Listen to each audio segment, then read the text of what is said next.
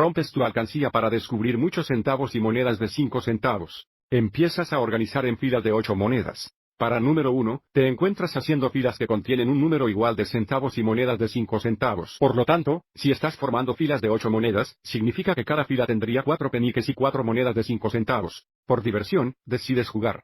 Fuera de cada fila posible. ¿Cuántas monedas necesitarás? Podemos resolver esto. Problema al usar una cadena de bits donde podemos dejar que 0 sea igual a 1 centavo, y un apóstrofe 1 apóstrofe igual a 5 centavos. Entonces, si pusiéramos 4 centavos y 4 de 5 centavos, tendríamos la cadena de 8 bits de 0,0,0,0,1,1,1. Observe cómo se trata de una cadena de 8 bits con un peso de 4, porque hay 4. Así que desde aquí, si determinamos el número de 8 bits, cadenas del peso de 4, podemos determinar el número de filas. Una vez que sepamos el número de filas podemos determinar el número de monedas multiplicándolo por 8 porque cada fila tiene 8 monedas. Por lo tanto, de nuevo, para determinar el número de filas, tenemos que determinar la cardinalidad de B84, que, de nuevo, es el número de cadenas de 8 bits de peso 4. Esto es igual a 8 chus 4. Vamos a evaluar esto a mano. Esto es igual a 8 factoriales, dividido por el producto de 8 menos 4 factoriales y 4 factoriales. Vamos a simplificar esto. Ampliemos 8 factoriales como 8x, 7x, 6x, 5x, 4 factoriales.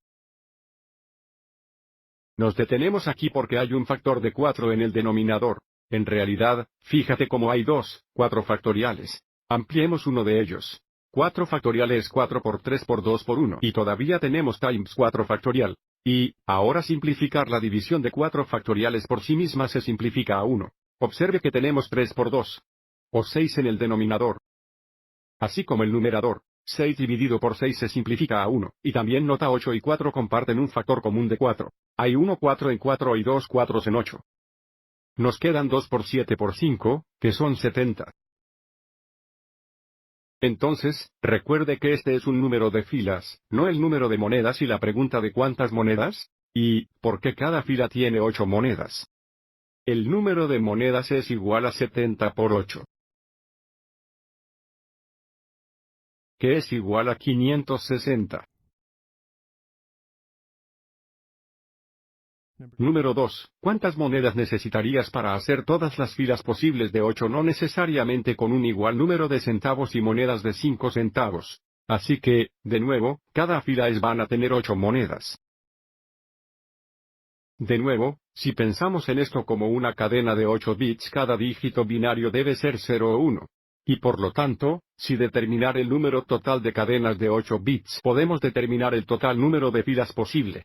Y luego, a partir de ahí, podemos multiplicar por 8 para determinar número total de monedas. De nuevo, para determinar el número total de cadenas de 8 bits necesitamos calcular 2 a la potencia de n. Lo que significa que en nuestro caso, n es igual a 8. Por lo tanto, el número de filas es igual a 2 a la potencia de 8, que es igual a 256. Y, por lo tanto, el número de monedas que necesitarías de todas estas filas sería de 256 por 8 ya que cada fila tiene 8 monedas. Y 256 por 8 es igual a 2048. Y, esto responde a la pregunta que necesita 2048 monedas para formar todas las filas posibles. Espero que esto te haya resultado útil.